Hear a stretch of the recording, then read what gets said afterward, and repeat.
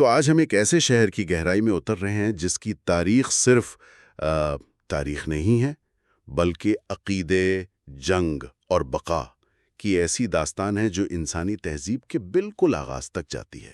جی ہاں۔ ایک شہر جو 3 بڑے مذاہب اسلام، عیسائیت اور یہودیت کے لیے آپ دیکھیں یکساں طور پر مقدس ہے۔ بالکل۔ ہمارے پاس آج محمد فیض احمد اویسی کی کتاب بیت المقدس ہے، اور اسی کی روشنی میں ہم یہ سمجھنے کی کوشش کریں گے کہ آخر اس شہر کی زمین میں ایسی کیا کشش ہے جو صدیوں سے بادشاہوں، نبیوں اور فوجوں کو اپنی طرف کھینچتی رہی ہے۔ اور یہ صرف ایک شہر کی کہانی نہیں ہے، یعنی یہ دراصل اس بات کی کہانی ہے کہ عقیدہ کس طرح جغرافیہ پر حاوی ہو جاتا ہے۔ اچھا۔ ہم اس کے مختلف ناموں، اس پر حکومت کرنے والوں اور اس کے بڑی عجیب و غریب جغرافیائی حیثیت کا جائزہ لیں گے تاکہ یہ سمجھ سکیں کہ ایک جگہ جو بظاہر وسائل سے خالی ہے وہ انسانی تاریخ کا مرکز کیسے بن گئی۔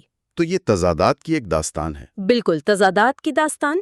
آپ نے تضاد کا ذکر کیا، جی۔ تو سب سے پہلی اور حیران کن بات جو اس کتاب کو پڑھتے ہوئے سامنے آتی ہے وہ اس شہر کا نام اور اس کی حقیقت ہے۔ جی۔ اسے یروشلم یعنی امن کا شہر کہا جاتا ہے۔ ایک اور نام سنہرا شہر بھی ہے۔ بہت خوبصورت نام ہے۔ جی، یہ نام سن کر ذہن میں ایک بہت ہی پرسکون خوبصورت سی تصویر بنتی ہے۔ لیکن مصنف ایک دعویٰ کرتے ہیں جو چونکا دینے والا ہے۔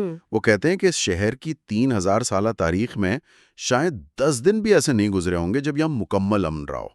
10 دن بھی نہیں؟ یہ کیسے ممکن ہے کہ نام امن کا ہو اور حقیقت اتنی پرتشدد؟ یہی تو وہ بنیادی نقطہ ہے جو اس شہر کی پوری تاریخ کی آپ کہیں وضاحت کرتا ہے۔ اور یہ صرف کوئی شاعرانہ بات نہیں ہے، کتاب میں باقاعدہ اعداد و شمار دیے گئے ہیں اس کے۔ اچھا۔ جیسے کہ جی، ذرا نمبرز پر غور کریں۔ اس شہر کا 20 مرتبہ محاصرہ کیا گیا۔ 20 مرتبہ؟ اسے 18 بار نئے سرے سے تعمیر کیا گیا، اور 2 مرتبہ تو اسے صفحے ہستی سے اس طرح مٹایا گیا کہ وہاں پتھر پر پتھر باقی نہ رہا۔ یعنی اینٹ سے اینٹ بجا دی گئی۔ بالکل۔ یہ صرف ماضی کی بات نہیں، یہ تباہی اور تعمیر نو کا ایک ایسا چکر ہے جو اس شہر کی روح میں آپ کہیں بس چکا ہے۔ 18 بار تعمیر نو، یہ تو کسی سلطنت کے دوبارہ کھڑے ہونے سے بھی زیادہ ہے۔ مطلب یہ کہ ہر چند نسلوں کے بعد شہر ملبے کا ڈھیر بن جاتا تھا اور پھر لوگ اسے دوبارہ بناتے تھے۔ جی، اور اس کے پیچھے کوئی بہت ہی مضبوط وجہ ہوگی۔ ظاہر ہے۔ آئیے ذرا اس ٹائم لائن کو کھولتے ہیں کہ یہ سلسلہ شروع کہاں سے ہوا۔ کتاب بتاتی ہے کہ ایک بڑا موڑ تب آیا جب حضرت داؤد علیہ السلام نے اسے فتح کر کے اپنا دارالسلطنت بنایا۔ بالکل۔ اس سے پہلے یہ ایک چھوٹا موٹا قصبہ تھا، یبوس کہتے تھے اسے۔ حضرت داؤد نے اسے سیاسی مرکز بنایا۔ لیکن اس کی روحانی شناخت کو اصل شکل ان کے بیٹے حضرت سلیمان علیہ السلام نے دی۔ جب انہوں نے یہاں وہ عظیم الشان عبادت گاہ تعمیر کی تو یہ شہر صرف ایک دارالحکومت نہیں رہا بلکہ ایک روحانی دل بن گیا، ایک ایسا مقام جہاں زمین آسمان سے ملتی ہے۔ لیکن یہ سنہرا دور جیسا کہ اس شہر کی تاریخ ہے زیادہ دیر قائم نہ رہ سکا۔ ہاں بالکل۔ اور اس کے بعد یہاں فاتحین کا ایک نہ ختم ہونے والا سلسلہ شروع ہو گیا۔ کتاب میں تو ایک پوری فہرست ہے۔ اہل بابل آئے اور انہوں نے سب کچھ تباہ کر دیا۔ جی۔ اور وہ تباہی کوئی معمولی نہیں تھی۔ انہوں نے نہ صرف شہر کو جلایا بلکہ یہاں کے باشندوں کو جو ہیں غلام بنا کر اپنے ساتھ لے گئے۔ یہ اس شہر کی تاریخ کا پہلا بڑا صدمہ تھا۔ اچھا۔ پھر کئی دہائیوں بعد یہودی واپس آئے، انہوں نے اسے دوبارہ تعمیر کیا، لیکن پھر سکندر اعظم کی قیادت میں یونانی آ گئے۔ اور یونانیوں کے بعد ان کے بعد کچھ عرصے کے لیے یہودیوں کو دوبارہ خود مختاری ملی، مگر پھر رومی سلطنت نے اس پر قبضہ کر لیا۔ ہر نئی طاقت شہر کی شناخت پر اپنی ایک نئی تہ چڑھا دیتی تھی۔ بالکل۔ رومیوں کا دور تو خاصا ڈرامائی لگتا ہے۔ کتاب میں ایک واقعہ کا ذکر ہے کہ 132 قبل مسیح میں رومیوں نے یہودیوں کا شہر میں داخلہ ہی ممنوع قرار دے دیا۔ جی۔ یہ تو کسی شہر کی روح کو نکال دینے کے مترادف ہے۔ یہ بالکل ایک آپ کہیں سیاسی اور ثقافتی صفائی کی کوشش تھی۔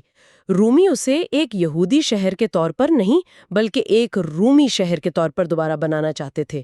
اور پھر ایک اور بڑی تبدیلی آئی جب رومی سلطنت نے عیسائیت قبول کر لی۔ اچھا، شہنشاہ قسطنطین نے یہاں ایک بہت بڑا چرچ تعمیر کروایا جسے چرچ آف دا ہولی سیپلکر کہتے ہیں۔ اس کے ساتھ ہی شہر کا کردار ایک یہودی مرکز سے ایک عیسائی زیارت گاہ میں بدل گیا۔ اور پھر تاریخ نے ایک اور کروٹ لی۔ 637 عیسوی میں مسلمان آتے ہیں۔ جی، کتاب اس دور کو بہت اہمیت دیتی ہے۔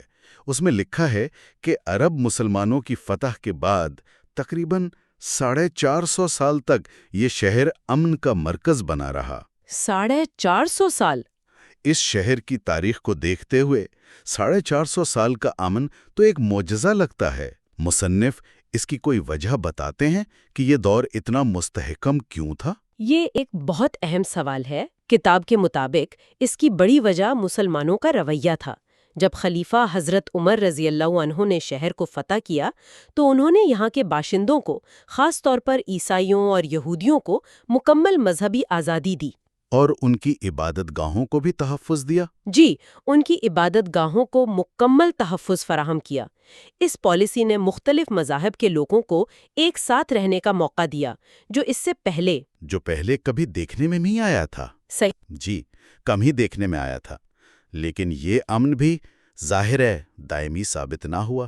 اس کے بعد صلیبی جنگوں کا خونی دور شروع ہوا، جس میں شہر ایک بار پھر میدان جنگ بن گیا۔ یہ سلسلہ چلتا رہا یہاں تک کہ 1517 میں عثمانی ترک آئے اور انہوں نے اگلی 4 صدیوں تک یہاں حکومت کی۔ بابل سے لے کر عثمانیوں تک یہ تاریخ کی اتنی پرتیں ہیں کہ حیرت ہوتی ہے یہ شہر آج بھی موجود ہے۔ جی، اور یہ بات ہمیں ایک اور حیران کن نقطے کی طرف لے جاتی ہے۔ اتنی جنگوں اور محاصروں کے بعد کوئی بھی سوچے گا کہ یہ جگہ کوئی بہت ہی اسٹریٹجک اہمیت کی حامل ہوگی، بالکل کسی بڑی تجارتی شاہراہ پہ ہوگی، یا کسی دریا یا بندرگاہ کے کنارے۔ لیکن کتاب کہتی ہے کہ ایسا کچھ بھی نہیں ہے۔ بالکل، اور یہی اس شہر کا سب سے بڑا معمہ ہے۔ یہ ایک ڈھلوان پہاڑی پر آباد ہے جس کے چاروں طرف خشک وادیاں اور بنجر پہاڑ ہیں۔ نہ پانی کا کوئی بڑا ذریعہ، نہ زراعت کے لیے زرخیز زمین، اور نہ ہی یہ کسی بڑے تجارتی راستے پر واقع ہے۔ منطق کے حساب سے تو اسے کب کا ایک ویران کھنڈر بن جانا چاہیے تھا۔ تو پھر یہ 3000 سال سے زندہ کیسے ہے؟ اور کتاب میں ایک اور ناقابل یقین بات لکھی ہے کہ یہاں کبھی قحط نہیں پڑا۔ آخر کیسے؟ پانی کے بغیر، زراعت کے بغیر یہ کیسے ممکن ہوا؟ جی، اس کا جواب اس شہر کے لوگوں کی ذہانت اور منصوبہ بندی میں چھپا ہے۔ مصنف بتاتی ہیں کہ اس کا راز ایک بہت ہی سادہ سی ٹیکنالوجی میں تھا۔ ہر گھر میں بارش کا پانی جمع کرنے کے لیے حوض یا ٹینک بنے ہوتے تھے۔ اچھا، ہر گھر میں؟ جی، بارشوں میں یہ حوض بھر جاتے اور یہ پانی پورے سال کے لیے کافی ہوتا تھا۔ یہ کسی بادشاہ کا بنایا ہوا بڑا منصوبہ نہیں تھا، بلکہ ہر گھر کی اپنی خود انحصاری تھی۔ جی، تو کمال کی بات ہے۔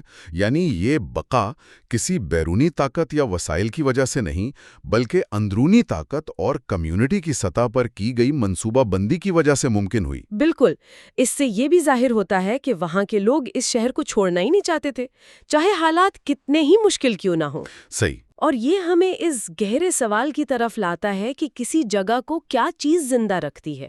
کیا قدرتی وسائل اور جغرافیائی اہمیت؟ یا پھر وہ معنی جو لوگ اس جگہ سے وابستہ کرتے ہیں؟ بالکل۔ اس شہر کے معاملے میں اس کا تقدس اور روحانی اہمیت ہی اس کی اصل طاقت رہی ہے، جس نے اسے ہر تباہی کے بعد دوبارہ اٹھنے کی ہمت دی۔ اور شاید اسی لیے اس کے نام بھی اتنے زیادہ ہیں۔ جب کوئی حکمران آتا تھا تو وہ صرف زمین پر قبضہ نہیں کرتا تھا، بلکہ شہر کی شناخت پر بھی اپنی چھاپ لگانے کی کوشش کرتا تھا۔ جی، نام بدل دیتا تھا۔ کتاب میں ناموں کی ایک لمبی فہرست ہے۔ سب سے پرانا نام تو یبوس بتایا گیا ہے۔ جی، اور آج جو نام سب سے زیادہ مشہور ہے، یروشلم، وہ حضرت داؤد علیہ السلام کے دور میں رکھا گیا۔ لیکن اس کے معنی پر بھی دلچسپ اختلاف ہے۔ اچھا؟ کچھ کہتے ہیں اس کا مطلب ہے امن کا ورثہ، جبکہ کچھ ماہرین کے مطابق اس کا مطلب ہے امن کے دیوتا کا شہر۔ آئرنی یہ ہے کہ نام میں امن ہے لیکن تاریخ میں نہیں۔ بالکل۔ اور رومیو نے تو اس کا نام بدل کر اپنی شناخت تھوپنے کی کوشش کی۔ انہوں نے اسے ایلیا کیپیٹولینا کا نام دیا۔ یہ نام تو بالکل اجنبی لگتا ہے۔ انہوں نے یہ نام اپنے دیوتا جوپیٹر کیپیٹولینس کے نام پر رکھا تھا۔ اور یہ دراصل شہر کی یہودی شناخت کو مٹانے کی ایک واضح کوشش تھی۔ اسی طرح جب مسلمان آئے تو انہوں نے اسے بیت المقدس یعنی پاک گھر یا القدس یعنی مقدس مقام کہا۔ یہ نام اس شہر کی روحانی حیثیت کو ظاہر کرتے ہیں۔ ہر نام کے پیچھے ایک پوری تاریخ، ایک نظریہ اور ایک دعویٰ چھپا ہوا ہے۔ ان تمام سنجیدہ اور تاریخی ناموں کے بیچ میں ایک نام بہت خوبصورت ہے، سنہرا شہر۔ میں سوچ رہا تھا کہ اس کی کیا وجہ ہوگی۔ کتاب اس کی ایک بہت ہی دلکش وجہ بتاتی ہے۔ اس شہر کی عمارتیں ایک خاص قسم کے سنہرے چونے کے پتھر سے بنی ہوئی ہیں۔ اچھا۔ جب صبح سورج طلوع ہوتا ہے یا شام کو غروب ہوتا ہے تو اس کی کرنیں ان پتھروں پر پڑتی ہیں اور پورا شہر سونے کی طرح چمکنے لگتا ہے۔ واہ! یہ نام اس شہر کے ظاہری حسن کی عکاسی کرتا ہے، جو اس کی پرتشدد تاریخ سے بالکل مختلف تصویر پیش کرتا ہے۔ تو اس ساری بحث کے بعد ہم واپس اسی بنیادی سوال پر آتے ہیں۔ آخر اس ایک چھوٹے سے شہر میں ایسی کیا خاص بات ہے؟ کیوں تین بڑے مذاہب اسے اپنا مرکز مانتے ہیں؟ جی، کتاب میں تینوں کے نقطہ نظر کی وضاحت کی گئی ہے۔ آئیے یہودیوں سے شروع کرتے ہیں۔ ان کے لیے یہ خدائی مسکن ہے۔ اس کا کیا مطلب ہے؟ یہ ان کے عقیدے کا بنیادی پتھر ہے۔ ان کا ماننا ہے کہ یہ وہ واحد جگہ ہے جسے خدا نے زمین پر اپنی رہائش کے لیے منتخب کیا۔ یعنی کائنات کا مرکز؟ بالکل، ان کے لیے یہ کائنات کا مرکز ہے۔ ان کی سب سے مقدس عبادت گاہ یعنی ہیکل سلیمانی یہیں تھی۔ ان کی تمام دعائیں اسی شہر کی طرف ہوتی ہیں اور ان کے عقیدے کے مطابق ان کے مسیحا کا ظہور بھی یہیں ہوگا اور یہ شہر قیامت تک قائم رہے گا۔ تو یہ ان کی مذہبی شناخت کا محور ہے۔ اور عیسائیوں کے لیے اس کی کیا اہمیت ہے؟ ان کا نقطہ نظر اس سے کس طرح مختلف ہے؟ عیسائیوں کے لیے اس کی اہمیت حضرت عیسیٰ علیہ السلام کی زندگی سے جڑی ہے۔ ان کے عقیدے کے مطابق یہیں انہوں نے اپنی زندگی کے آخری ایام گزارے، یہیں انہیں مصلوب کیا گیا اور یہیں وہ دوبارہ زندہ ہو کر آسمان پر اٹھائے گئے۔ تو یہ ان کے لیے قربانی اور نجات کی علامت ہے۔ جی، قربانی، نجات اور ابدی زندگی کی علامت۔ دنیا بھر سے عیسائی یہاں ان مقامات کی زیارت کے لیے آتے ہیں جو حضرت عیسیٰ کی زندگی سے منسوب ہیں۔ اور جب ہم مسلمانوں کے نقطہ نظر کو دیکھتے ہیں تو کتاب کہتی ہے کہ مسلمانوں کے نزدیک یہ روزے اول سے مقدس ہے۔ یہ ایک دلچسپ نقطہ ہے کیونکہ عام طور پر اس کا تعلق صرف واقعہ میراث سے جڑا جاتا ہے۔ جی، کتاب اس بات پر زور دیتی ہے کہ اسلامی روایات کے مطابق اس کی بنیاد بہت پرانی ہے، جو ایک عرب بادشاہ صادق ملک نے رکھی تھی۔ اچھا۔ اس کے علاوہ یہ اسلام کا قبلہ اول تھا، یعنی ابتدائی دور میں مسلمان اسی کی طرف رخ کر کے نماز ادا کرتے تھے۔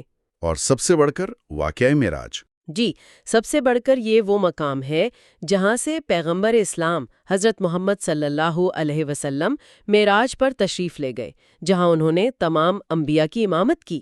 اس لیے یہ مسلمانوں کے لیے بھی آسمانی اور زمینی تقدس کا سنگم ہے۔ تو اس کا مطلب ہے کہ تینوں مذاہب اسے اپنا مانتے ہیں، لیکن ہر ایک کی وجہ اور تاریخ مختلف ہے، اور شاید یہی مشترکہ لیکن متنازع تقدس ہی اس کی تاریخ کے تمام تنازعات کی جڑ ہے۔ بالکل، ہر کوئی اسے اپنی تاریخ کا حصہ سمجھتا ہے، اور یہی محبت اور یہی ملکیت کا دعویٰ اس کی طاقت بھی ہے اور اس کی کمزوری بھی۔ یہی چیز اسے بار بار تعمیر کرواتی ہے، اور یہی چیز اسے بار بار جنگ کا میدان بنا دیتی ہے۔ تو آج ہم نے بیت المقدس کی تہ در تہ تاریخ کو سمجھنے کی کوشش کی، اس کے ناموں کے پیچھے چھپی کہانیاں، اس کی حیران کن جغرافیائی بقا کا راز، اور وہ گہرا روحانی رشتہ جو تین عظیم مذہب اس کے ساتھ محسوس کرتے ہیں۔ جی، یہ واقعی ایک ایسا شہر ہے جس کی شناخت عقیدے اور تضاد کے دھاگوں سے بنی ہے۔ بات کا ذکر ہے کہ اس شہر کو 2 بار مکمل طور پر ملبے کا ڈھیر بنا دیا گیا، لیکن اس کی تقدیس میں کبھی کمی نہیں آئی۔ جب عمارتیں ختم ہو گئیں تب بھی اس کا تقدس لوگوں کے دلوں میں زندہ رہا۔ یہ ایک گہرا سوال اٹھاتا ہے، کیا کسی جگہ کا تقدس اس کے پتھروں، دیواروں اور عمارتوں میں ہوتا ہے، یا وہ لوگوں کی اجتماعی یادداشت اور عقیدے میں زندہ رہتا ہے؟ اور کیا یہی وہ طاقت ہے جو اسے ہر بار راکھ سے دوبارہ جنم لینے پر مجبور کرتی ہے؟ بالکل،